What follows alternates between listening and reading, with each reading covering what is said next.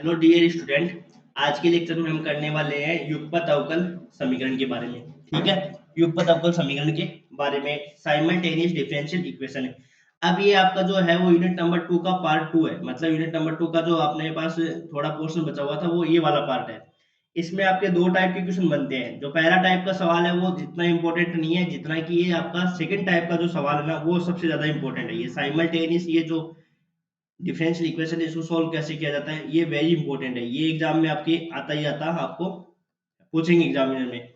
और यदि ये आपने अच्छे से कॉन्सेप्ट इसका क्लियर हो गया, इस क्वेश्चन इस टाइप के क्वेश्चन का कॉन्सेप्ट क्लियर हो गया, तो पार्शियल डिफरेंशियल इक्वेशन में जो आपकी यूनिट नंबर 1 है वो इसी पे बेस्ड रहेगी। सेम टू सेम आपके लगभग सवाल इसमें सेम ही मिलेंगे। तो उसमें लास्ट में थोड़ा सा चेंज करना होता है और वही सेम इसका पैटर्न रहता है। अब इसको सोल्व करने का ये तो पर्टिकुलर तो कोई मेथड है नहीं कि भी हम पर्टिकुलर मेथड से इसको बता देंगे कि हाँ इसमें ऐसा हो तो ऐसे कर देंगे। ये नहीं है। आपको इसमें आपको दिमाग की आवश्यकता, आपका दिमाग इसमें ज्यादा खर्च होगा। आपको देखना है कि इन क्वेश्चनों को कैसे सोल्व करना है। अब देखो ये जो इसका स्टैंडर्ड फॉर्म होता है साइमल्टेनियस डिफरेंशियल इक्वेशन का जो स्टैंडर्ड फॉर्म होता है वो आपका होता है dx अपॉन में p dy अपॉन में q equal to dz upon में r। इसमें आपको क्या करना है, दो सॉल्यूशन निकालने होते हैं। कितने सॉल्यूशन निकालने होते हैं? दो सॉल्यूशन निकालने होते हैं।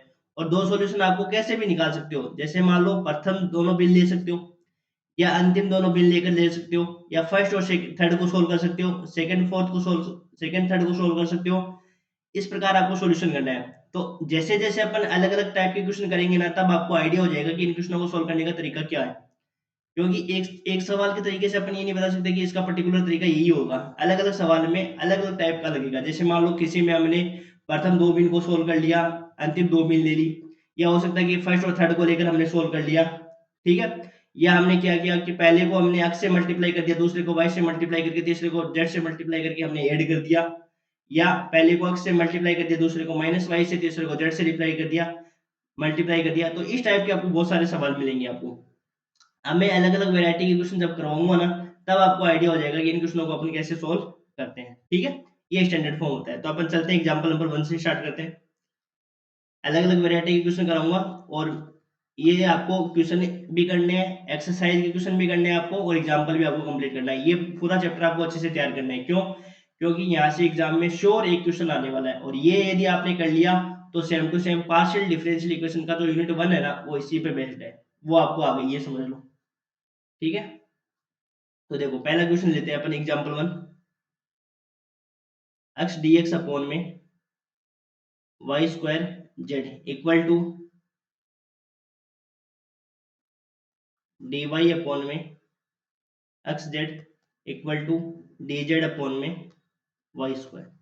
ठीक है, अब आपको देखो कैसे सोल्व करना है। मैं आपको साथ साथ में गाइड भी करूंगा यहाँ पे कि आपको किस प्रकार के क्वेश्चनों को सोल्व करना है। अब देखो जैसे हम ले लिया कि फर्स्ट दो भी ले लिया, पहले अपन लिख देते हैं गिवन।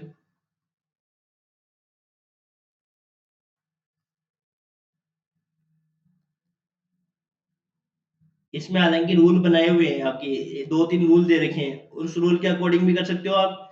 और वो रूल आपको एग्जाम में तो याद रहेंगे नहीं कि अपने को कौन से रूल फॉलो करने हैं। मैं आपको एक पर्टिकुलर तरीका बताऊंगा कि आपको किस प्रकार से इसको सोल्व कर सकते हैं। ठीक है, कि जैसे प्रथम दो मिल लेकर कर सकते हो, दोनों अंतिम दोनों मिल ले सकते हो। जैसे आपके रूल इसमें आपकी बुक में आपको पेज नंबर 49 पर आपको इसमें रूल मिलेंगे।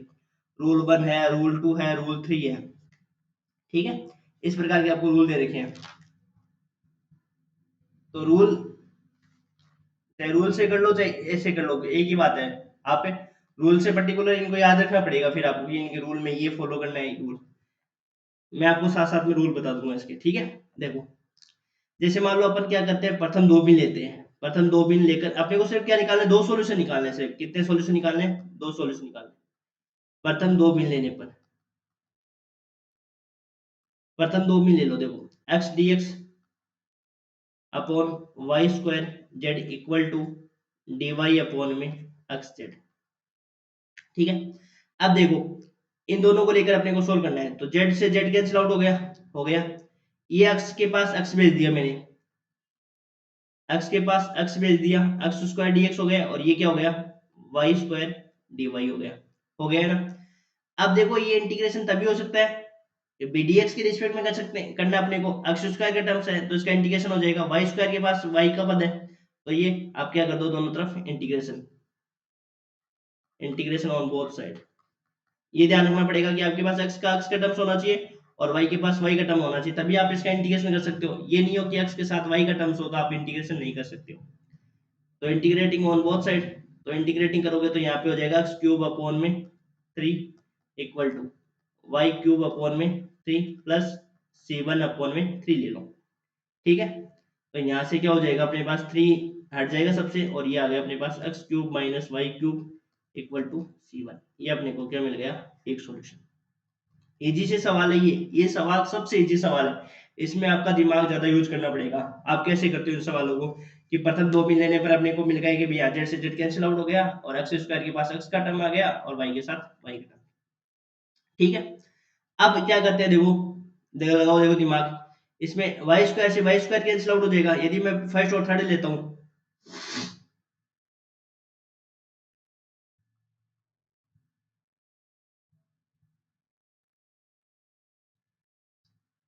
तो ये हो जाएगा अपने पास x d x upon y square z और ये हो गया डी जेड अपॉन में वाई स्क्वायर। अब ये जरूरी नहीं हो कि आप मैं जो लेता हूँ उन बिंदु से करें, जैसे मान लो आपने इन दोनों को लिया आपने, तो इसमें कुछ कैंसिल आउट हो रहा है क्या, तो अपने पास देखो वाई स्क्वायर के पास तो वाई स्क्वायर का टर्म चल जाएगा, लेकिन एक्स जेड यहाँ पे जाएगा तो देखो एक्स जेड जब यहाँ पे जाएगा ना तो ये एक्स जेड डी जेड बनेगा। जेड के पास जेड का टर्म होना चाहिए पर ये एक्स का है तो फिर आप इसका इंटीग्रेशन नहीं कर सकते हो। ध्यान रखना कि जेड के पास जेड का टर्म होना चाहिए, वाई के पास वाई का टर्म्स होना चाहिए और एक्स के साथ एक्स का टर्म होगा, तभी ये आपका इंटीग्रेशन होगा। ठीक है, और दूसरी बात ये भी है कि आपने जो सॉल्यूशन पहले निकाल लिए उस सॉल्यूशन को आप दूसरे में यूज भी कर सकते हो, ऐसा एक सवाल भी है, उसको मैं बताऊंगा तब और समझ में आ जाएगा। अभी देखो वाई स्क्वायर से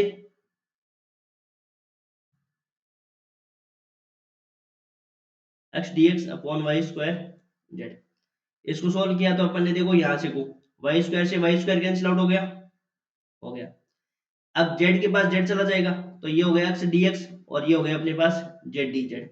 अब देखो आप ये एक्स के पास एक्स का टर्म्स है तो इंटीग्रेशन कर सकते हैं, जेड के पास जेड का टर्म्स है तो इंटीग्रेटिंग ऑन बोथ साइड, तो ये हो जाएगा x square by two equal to z square by two plus c two by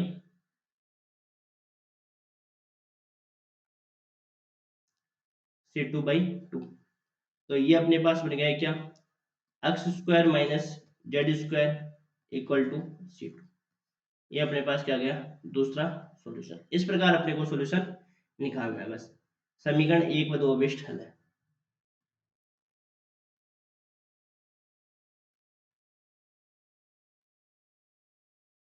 ठीक है, इसमें आप जितने वैरायटी के अलग अलग वैरायटी क्वेश्चन करोगे ना तब आपका कॉन्सेप्ट इसमें बिल्डअप हो जाएगा और आप आराम से आप खुद कर सकते हो सारे सवाल पे। जैसे देखो ये डी एक्स अपॉन में वाई डी वाई अपॉन में एक्स और ये हो जाएगा डी जेड अपॉन में जेड। देखो आप लगाओ दिमाग, कैसे कर सकते हैं। मैं जैसे मान लो प्रथम दो भी लेता हूँ, क्या लेता हूँ,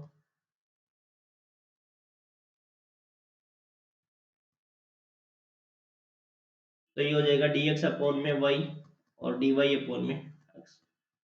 अब देखो x के पास y का टर्म्स है तो इंटीग्रेशन नहीं कर सकते, यदि यहीं पे dx के स्थान dx अपॉन में x होता ना तो अपन क्या कर देते, इंटीग्रेशन कर देते। लेकिन dx के साथ किसका पद है, y का पद है, तो अपन क्या कर सकते हैं, इंटीग्रेशन नहीं कर सकते। x के पास x का टर्म होना चाहिए और y के पास y का टर्म्स होना चाहिए। तो देखो यहाँ से क्या हो जाएगा, x को मैं इधर भेज दूंगा x dx और y को मैंने इधर भेज दिया, अब हो गया x के पास x का टर्म्स और y के पास y का टर्म्स, तो ये इंटीग्रेशन ऑन बोथ साइड, तो ये हो गया x square by two equal to y square by two plus c one by two. तो यहाँ से हो गया x square minus y square equal to c one. इस प्रकार से ये पहला सॉल्यूशन। अब बताओ और कैसे कर सकते हो।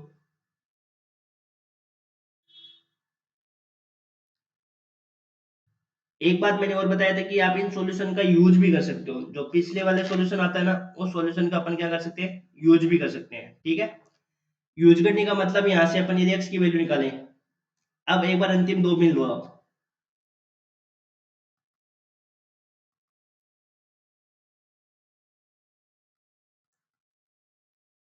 अंतिम दो में ली तो ये हो गया डी वाई अपॉन में एक्स और डी जेड अपॉन में जेड।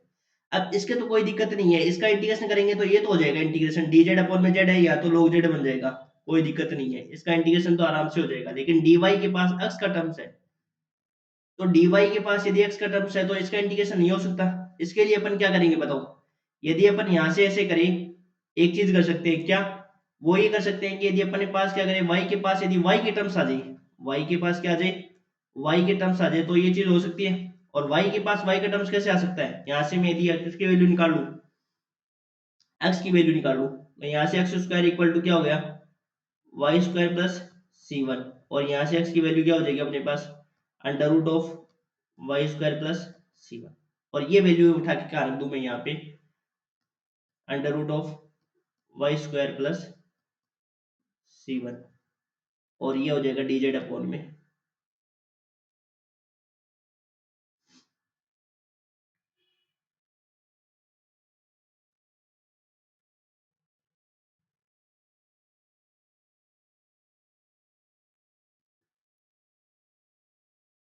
मैंने आपको कहा था कि y के पास y का टर्म्स होना चाहिए, x के पास x का टर्म होना चाहिए।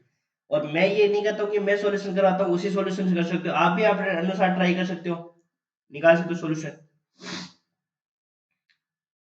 फर्स्ट और थर्ड को भी लेकर सोल्व कर सकते हो, जैसे इसको भी लेकर सोल्व कर सकते हो, dx अपॉन में y और dz अपॉन में z, इसको भी, इसके कोई दिक्कत नहीं है, y का मान या तो y से का मान निकाल लो यहाँ से, बस एक ही बात है। अब देखो यहाँ पे y के पास y का टर्म्स आ गया, z के पास z का टर्म आ गया, इंटीग्रेटिंग ऑन बोथ साइड। इन सवालों में तो ऐसा ही है कि बस आप अलग अलग वेराइटी यूज करोगे ना, तब आपको ये कॉन्सेप्ट क्लियर होगा। ये नहीं कि मैंने आपको एक सवाल बता दिया इसी कॉन्सेप्ट पे ये सारे सवाल होंगे, ऐसा नहीं होगा इसमें। तो इसमें क्या बन जाएगा बताओ, ये log में बन जाएगा,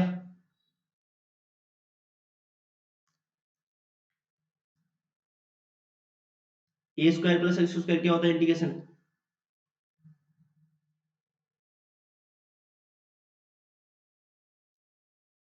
x square plus a square क्या होता है,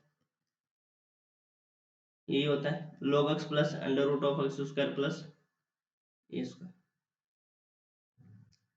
तो ये हो जाएगा अपने पास y plus under root of y square plus c one equal to log z plus log c, इसको इधर ले आओ।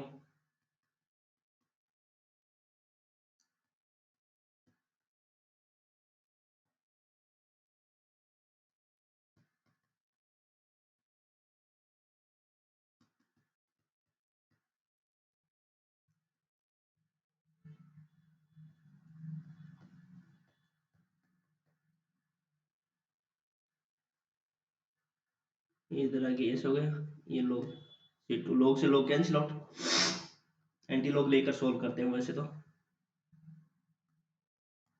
ये अपना सॉल्यूशन हो गया Y square plus under root of y square plus c one upon में जेड और इक्वल टू हो गया सी टू, ये आपका सॉल्यूशन हो गया दूसरा। समीकरण एक व दो मिलकर इसका सॉल्यूशन प्रदान करते हैं।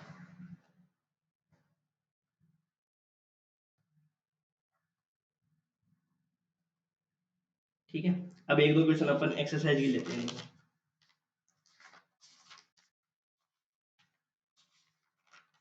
आप तो इन एग्जाम्पलों को सोल्व कर लोगे तो ही हो जाएगा आपसे।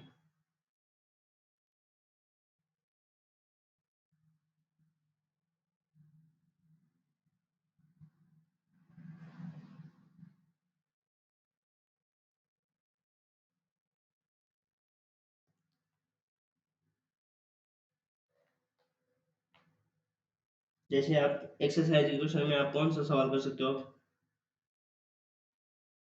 पहला सवाल कर सकते हो आराम से।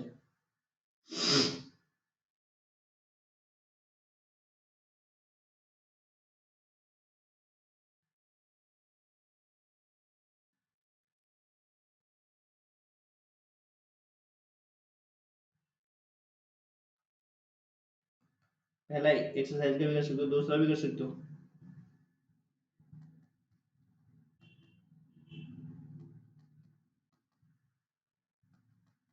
प्रथम दो भी ले लो, अंतिम दो भी ले लो, सोल्व हो जाएगा। तो ये सीधा सा ही सवाल ये तो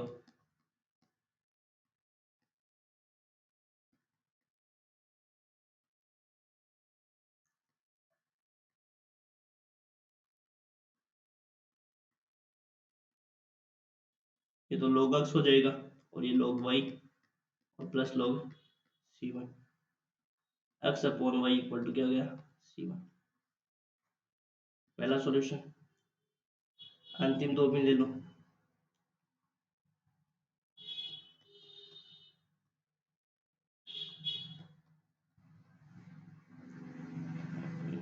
डी वाई अपॉन में डी जेड, वाई के पास वाई का टर्म्स है, जेड के पास जेड का टर्म्स है, log y log z plus log c two, तो y upon z equal to सी।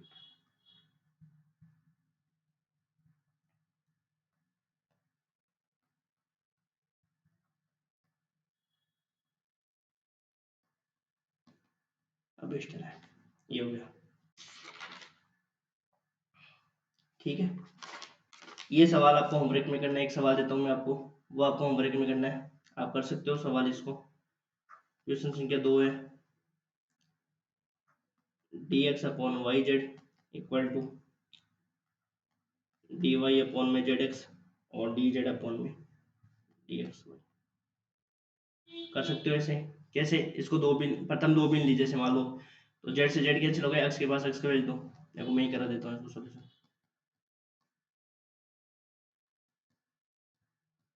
प्रथम दो बिन लेने पर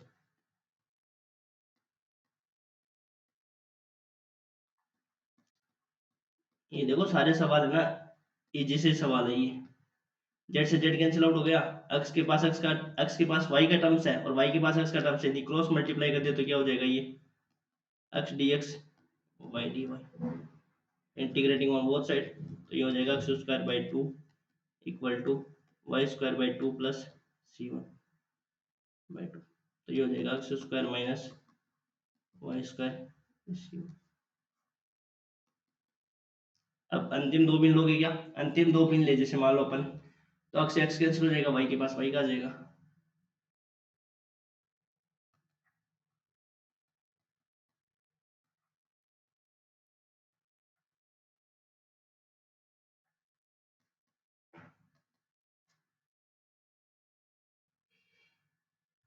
डी जेड अपॉन में एक्स वाई, तो एक्स से एक्स कैंसिल आउट हो जाएगा और वाई के पास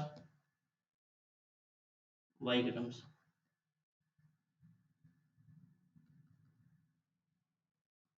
Y square by two z square by two plus c two by, तो ये हो जाएगा y square minus z square equal to c two. आप बहुत सारी क्वेश्चन सोल्व कर लोगे ना, तब आपको एक आइडिया हो जाएगा कि इन क्वेश्चनों को कैसे सोल्व करोगे।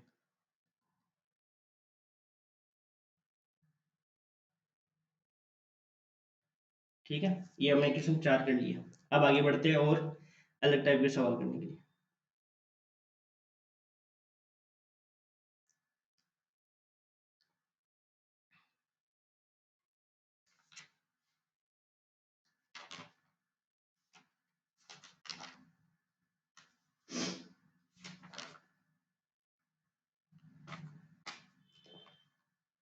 अगला एग्जाम्पल देखो,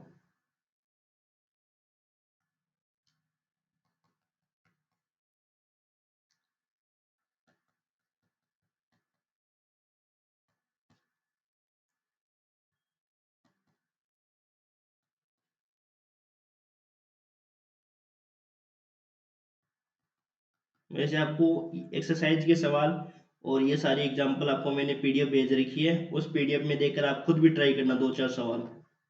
यदि दो चार सवाल करोगे तो अपने को क्या टाइम बच जाएगा, फिर अपन पार्शियल डिफरेंशियल इक्वेशन को स्टार्ट करेंगे। अब मैंने अपन ने अभी तक क्या देखा कि फर्स्ट दो बिन को लेकर सोल्व कर सकते हैं अपने क्वेश्चन को।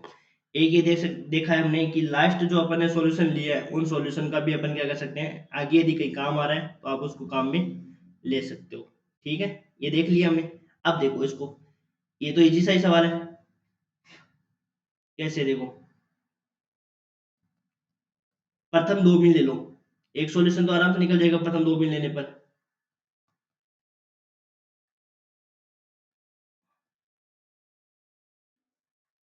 डी एक्स अपॉन में वन और ये हो गया डी वाई अपॉन में थ्री। अब देखो x के नीचे x का टर्म, x के पास x का टर्म होना चाहिए या कांस्टेंट होना चाहिए, तो इंटीग्रेशन आराम से कर सकते हो, है ना। तो इंटीग्रेटिंग ऑन बोथ साइड, इसकी कोई दिक्कत ही नहीं है। इसका तो इंटीग्रेशन आराम से हो जाएगा, क्योंकि x के पास क्या होना चाहिए, x का टर्म होना चाहिए। यदि x के पास x का टर्म नहीं हो, कांस्टेंट हो, तो भी चल जाएगा, dy अपॉन में 3। तो ये तो हो जाएगा dx, और ये 1/3 बाहर आ जाएगा, और ये dy। तो क्या हो जाएगा बताओ, x, और इसका क्या हो जाएगा 1/3 y प्लस c1। तो ये अपने पास सॉल्यूशन आ गया। यदि मैं इसको पूरे को 3 से मल्टीप्लाई कर दूं, कोई दिक्कत नहीं है, सॉल्यूशन कैसे निकाल लो इसका, 3 से इसको पूरे को मल्टीप्लाई कर दो, 3x माइनस वाई भी सही है, 3x minus Y equal to c1, ये वाला भी सही है सॉल्यूशन। या यदि ये सॉल्यूशन नहीं करते हो तो इसमें माइनस कॉमन ले लो, तो ये y माइनस 3x हो जाएगा, और माइनस c1 होगा, और माइनस c1 को क्या नाम दे दो, कांस्टेंट है, तो कोई दिक्कत नहीं है। तो y minus 3x equal to c1 भी, ये भी सॉल्यूशन चल जाएगा। ठीक है, ये दोनों सेम ही है। आप कहीं कंफ्यूज हो जाओगे, सर हमारा तो 3x माइनस वाई आ रहा है, आपका y माइनस 3x आ रहा है, तो वो एक ही बात है, उसका कोई सेंस नहीं, कोई दिक्कत नहीं है इसमें। ठीक है, अब देखो, फर्स्ट सॉल्यूशन तो आराम से निकल जाता है इसका। सेकंड सॉल्यूशन देखो, फर्स्ट और थर्ड को ले लो, क्यों, क्योंकि अब 1 है, और यहाँ पे अब देखो, ये इसलिए लिया है क्योंकि हमने देखो ये 3x माइनस वाई है ना, ये दोनों सॉल्यूशन क्यों बताया मैंने आपको, 3x माइनस वाई भी आपका सही है, y माइनस 3x देखो यहाँ पे आ रहा है, इस y माइनस 3x के स्थान पे क्या लिखेंगे, c1। ये इंपॉर्टेंट एग्जांपल है, आता है एग्जाम में, पूछा जाता है फर्स्ट व थर्ड लेने पर। तो dx अपॉन में 1, और dz अपॉन में 5z plus 10 y minus 3x। अब आपका सवाल ये है कि x के नीचे तो x की कांस्टेंट है, कोई दिक्कत नहीं है, और x के नीचे तो x कांस्टेंट है, ये कोई दिक्कत नहीं है। देखो z के नीचे z का टर्म हो तो अब कोई दिक्कत नहीं है। देखो z के नीचे या तो क्या होना चाहिए, देखो क्या क्या चल सकता है, यहाँ पे z भी चल सकता है, कांस्टेंट होता है तो भी चल जाएगा, और इस प्रकार के टर्म हो तो आपके चल जाएंगे। लेकिन z के पास यदि और कोई टर्म हो तो आपको नहीं चलेंगे। अब देखो z के पास यहाँ पे 5z में तो कोई दिक्कत नहीं है, प्लस 10 में भी कोई दिक्कत नहीं है। अब यहाँ पे क्या आपके पास y माइनस 3x है, तो y माइनस 3x का यदि अपन इंटीग्रेशन करना चाहे तो इंटीग्रेशन नहीं होगा, सीधा नहीं होगा ना। तो उसके लिए अपने को क्या चाहिए, या तो उसकी जगह क्या होना चाहिए था, कांस्टेंट होना चाहिए था, या उसके पास क्या होना चाहिए था, जेड का टर्म होना चाहिए। तो अपन क्या करते, फिर दोनों तरफ डायरेक्ट इंटीग्रेशन कर देते। लेकिन अपने पास y माइनस टी एक्स के y माइनस टी एक्स की जगह अपन क्या लिख सकते हैं, सॉल्यूशन अपने पास क्या है, फर्स्ट इक्वेशन से y माइनस थ्री एक्स के स्थान पे क्या लिख देंगे अपन, c1। तो इसको यूज करो, देखो dx अपॉन में 1, dz अपॉन में 5z प्लस 10 c1। ठीक है, तो अब देखो 5z प्लस 10 c1 लिख दिया हमने, लिख दिया, कोई दिक्कत नहीं है।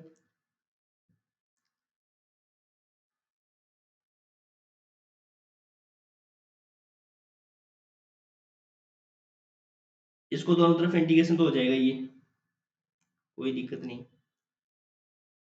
इसका इंटीग्रेशन कर दो, इंटीग्रेटिंग ऑन बोथ साइड,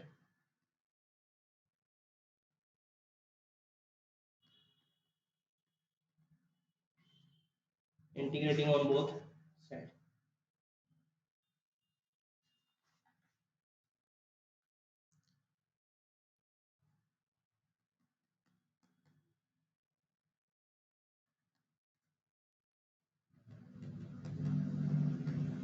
इसको नीचे वाले को टी मानेंगे, लेट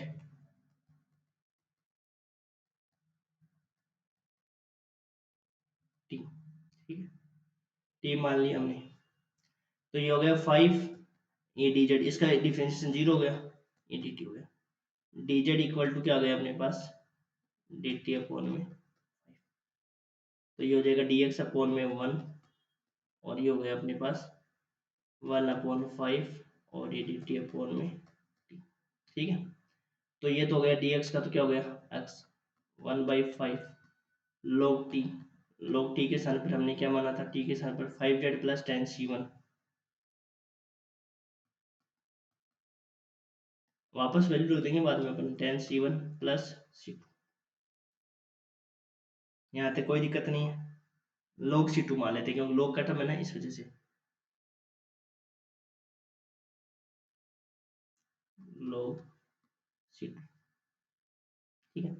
ये 5 इधर भेज देते हैं, ये 5 से पूरे को मल्टीप्लाई कर देते हैं तो ये 5x हो गया, ये log 5z प्लस 10c1, इसको 5 से मल्टीप्लाई करेंगे तो C2 की पावर 5 हो जाएगा, तो उससे कोई टेंशन नहीं है, प्लस log C2, ठीक है। तो यहाँ से हो गया 5x, ये log में यदि अपन दोनों को मल्टीप्लाई कर दें और इस C1 की वापस वैल्यू रख दें 5z plus 10 y minus 3x plus log C2, y minus 3x की जगह हमने क्या रख दिया,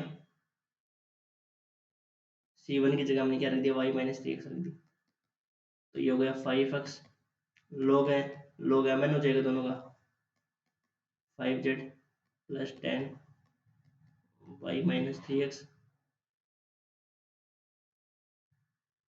इंटू C2, ये log इधर चला जाएगा,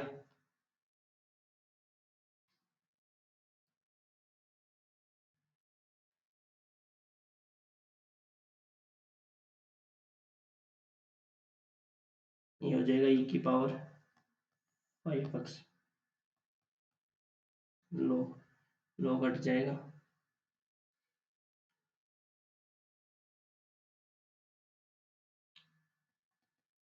5z plus 10 y minus 3x और इंटू में C2 है, ठीक है, इंटू में क्या है, C2 है। अब ये C2 उधर जाएगा तो 1/C2, तो वो एक ही बात नहीं है, एक ही बात है, C2 को मैं इधर लिख दिया 5x, 1/C2 है, वो भी एक कांस्टेंट ही होएगा, है ना। तो ये हो जाएगा अपने पास 5z प्लस 10 3x, ये C2 एक की पावर 5x, समीकरण 2, ये सॉल्यूशन होगा इसका, ठीक है। C1 C2 कुछ भी मान लो, सॉल्यूशन से कोई फर्क नहीं पड़ेगा, ठीक है। C1 C2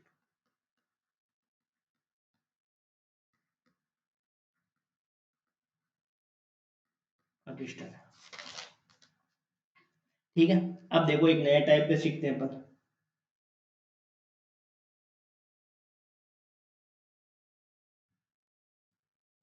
नए टाइप के सवाल सीखते हैं। अब गुणांकों को लेकर सोल्व करते हैं अपन।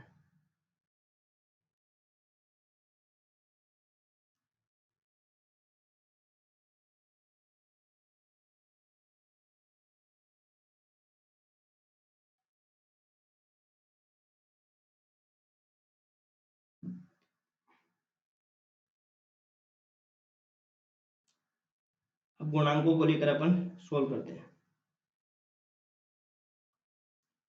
उसको अपन कैसे सोल्व करते हैं ये देखो। अगला एग्जांपल, सोल्व a dx अपॉन b minus c y z equal to b dy अपॉन c minus a z x equal to c d z upon में a minus b x y. अब देखो इनको कैसे सोल्व करेंगे, सोल्व करने का तरीका तो वही रहेगा। अब इनको फ्रैक्शन, इनके गुणांक कैसे मानते हैं वो चीजें बताता हूँ। अब अगला रूल कहते हैं, ये तो हमने क्या किया, एक रूल पढ़ लिया कि फर्स्ट और सेकंड को हल कर लिया, ठीक है। अब देखो इनको कैसे करते हैं अपन, a d x upon b minus c y z, b d y upon c minus a z x, और ये हो गया सी डी जेड अपॉन में a minus b x y equal to. अब देखो फ्रैक्शन कैसे लेते हैं अपन, भिन्न कैसे लेते हैं। यदि मैं देखो नीचे वाले को देखना होता है, नीचे वाले को जीरो बनाना होता है, नीचे वाले को क्या बनाना होता है, जीरो बनाना होता है। कैसे बनाते हैं वो अपन बताता हूँ मैं, देखो जीरो कैसे बनाते हैं। यदि मैं इसको इसको मैं किससे मल्टीप्लाई कर दूं, इंटू एक्स से कर दूं, इसको मैं इंटू वाई से कर दूं, और इसको मैं इंटू किससे कर दूं, जेड से कर दूं। एक बार समझ लेना, देखो ये तरीका है ना बहुत इंपॉर्टेंट है ये तरीका, इस पे भी आपकी कम से कम 3 से 5 क्वेश्चन आपके हैं इस पैटर्न पे, ठीक है। तो फर्स्ट 2 भी लेने पर, अंतिम 2 भी लेने पर जो अपन ने सॉल्यूशन निकाला उसका यूज करके अपन उस पे 2 सवाल थे।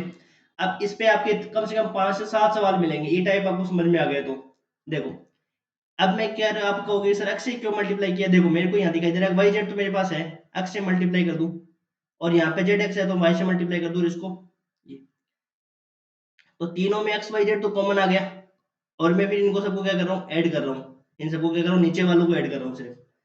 देखो ये मेरे को, अब आप कहोगे सर आपको कैसे पता चलता है, देखो बी ये अल्टरनेटिव ऑर्डर में बी माइनस सी है, सी माइनस ए है, ए माइनस बी है, ये तो इसका समय है वो मेरे पास, मेरे को पता है जीरो आएगा, कैसे आएगा, ऐड करके देख लो, बी माइनस सी माइनस ए प्लस ए माइनस बी, इनका ऐड करो, इनको जीरो आएगा, बी से बी और सी से C, तो जीरो आ गया, तो नीचे को मेरे को जीरो लाना है, और उसके लिए जब ये कोई जरूरी नहीं है x से मल्टीप्लाई किया, y z से मल्टीप्लाई किया, z से मल्टीप्लाई किया तभी जीरो आया, हो सकता है कि आप भाई अदर सवाल में आपके हो सकता है कि भाई इसको मैंने y से मल्टीप्लाई किया, इसको मैंने माइनस x z से मल्टीप्लाई किया, उसको इसको z से किया, तब जोड़ा तब जीरो आ गया, तो ये तो आप वेराइटी अलग अलग क्वेश्चन करोगे तब उसमें आपको आइडिया हो जाएगा। तो इसमें क्या हो रहा है, इसमें पहले को मैंने x से मल्टीप्लाई किया, अब ध्यान रखना नीचे यदि x से मल्टीप्लाई किया तो ऊपर भी मल्टीप्लाई करना पड़ेगा, ये नहीं कि नीचे ही मल्टीप्लाई कर दिया मैंने, नीचे मल्टीप्लाई करके नीचे और ऊपर दोनों मल्टीप्लाई होंगी ये, ठीक है। तो मैंने नीचे x से मल्टीप्लाई किया, तो ये मेरे पास इन सबको मैंने ऐड किया, तो ऐड करने पर मेरे को क्या मिला, जीरो। यदि आपको ये तरीका समझ में नहीं आया तो दोबारा भी आप वीडियो को पॉज करके देख सकते हो, ठीक है। तो देखो,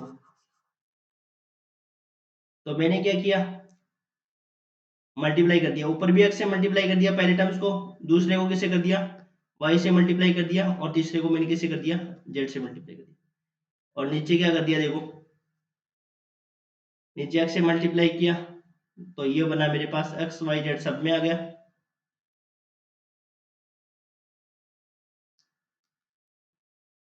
एक स्टेप तो और लिखना पड़ेगा आपको, फिर मैं लिखता हूँ उसको।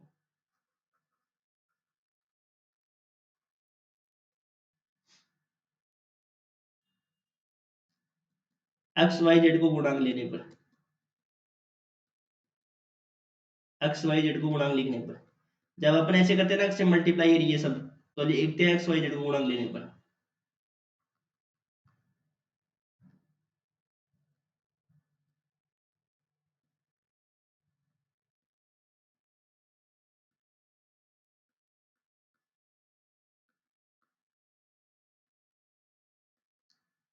तो ऊपर तो मैंने एक्स से मल्टीप्लाई कर दिया, फिर वाई से कर दिया दूसरे को, और तीसरे को जेड से कर दिया, और नीचे क्या कर दिया एक्स वाई जेड से, तो एक्स वाई जेड तो मेरे पास क्या आ गया, कॉमन आ गया, ए माइनस बी बन गया, बी माइनस सी बन गया, सी माइनस ए बन गया, तो ये बन गया मेरे पास step a d x upon b minus सी,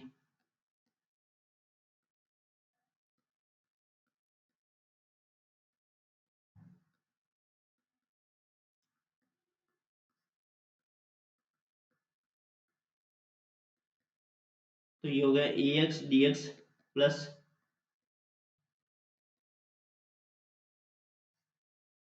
अब इस बिन को है ना, ये 4 बिन बन गई, कितनी बिन बन गई, 4 बिन बन गई, अब 4 बिन को आपको कोई भी 2 बिन ले लो, अगली अगली पेज पे लिखता हूँ मैं, देखो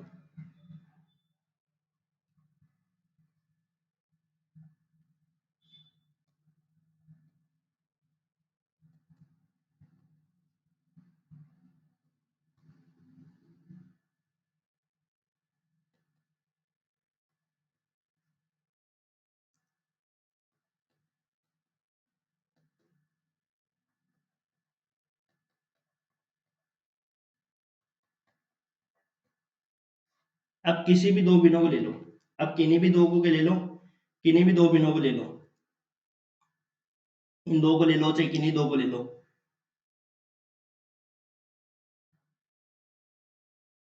फर्स्ट और लास्ट को ले लेते हैं,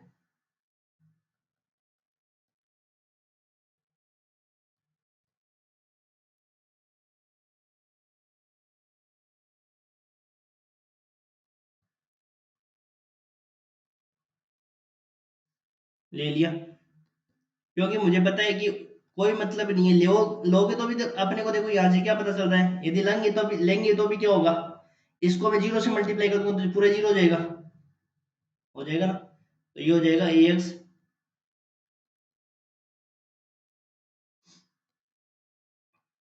इक्वल टू क्या आ जाएगा, जीरो आ जाएगा, ठीक है। तो यहाँ से अब क्या कर दो, देखो एक्स के पास एक्स का टर्म है और साथ में क्या है, कांस्टेंट है, तो इसका इंटीग्रेशन कर सकते हो। वाई के साथ वाई का टर्म्स है, जेड के साथ जेड का टर्म है, और आप इसका क्या कर सकते हो, integrating.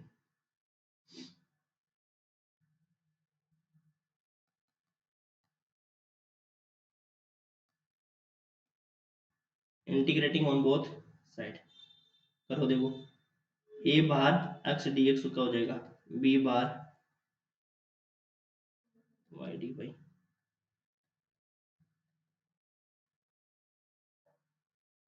A x square by 2 plus b y square by 2 plus c z square by 2 equal to हो गया C1/2। तो ये सॉल्यूशन आ गया अपने पास, a x square plus b y square plus c z square equal to C1। ये अपने पास क्या हो गया, एक सॉल्यूशन। ठीक है, इस प्रकार से अपन एक सॉल्यूशन इसका निकालेंगे।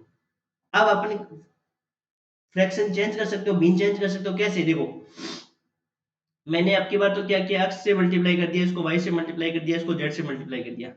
अब मैं क्या करता हूँ बताओ, दूसरे में अब की बार मैं गुणा ले लूं, मैं यदि इसको किससे गुणा कर दूं, ए एक्स से गुणा कर दूं, किससे गुणा कर दूं, ए एक्स से, उससे क्या फर्क पड़ेगा, इसको बी वाई से गुणा कर दूं और इसको सी जेड से गुणा कर दूं, तो देखो तीनों में एक्स वाई जेड तो कॉमन आ गया।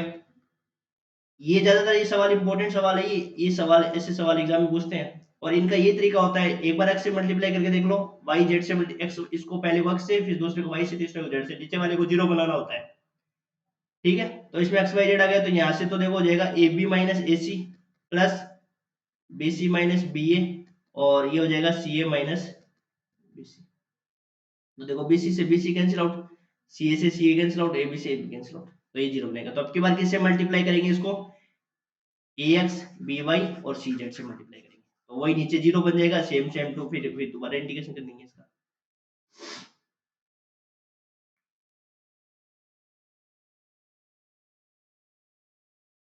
ए एक्स बी वाई तथा सी जेड को गुणा लेने पर,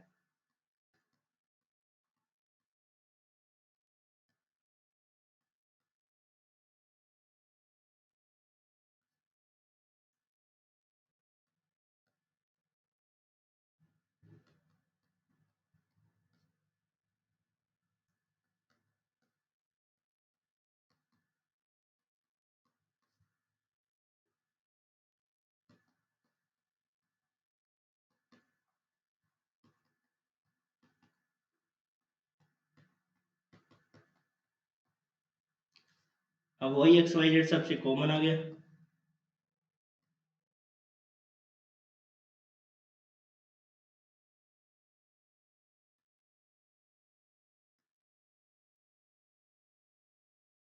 ठीक है, तो वही स्टेप हो जाएगी।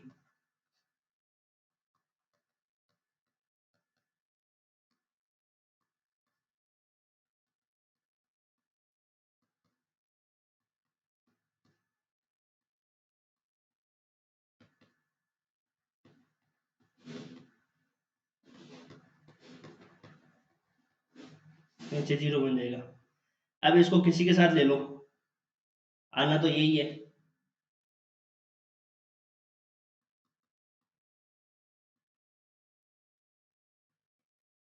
इक्वल टू जीरो, वही इंटीग्रेशन हो जाएगा, ए एक्स स्क्वायर बाई 2,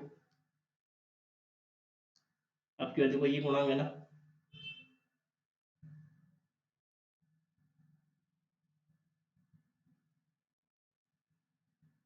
अच्छा अब क्या ए है ना, यहाँ पे ए तो है ही, ए एक्स बी एक्स लिया तो ए स्क्वायर हो जाएगा, ये बी स्क्वायर और ये सी स्क्वायर हो जाएगा।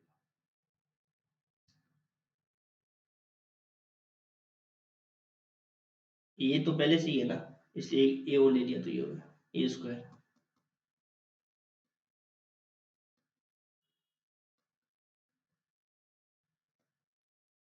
ये हो जाएगा a square x square plus b square y square plus c square z square equal to,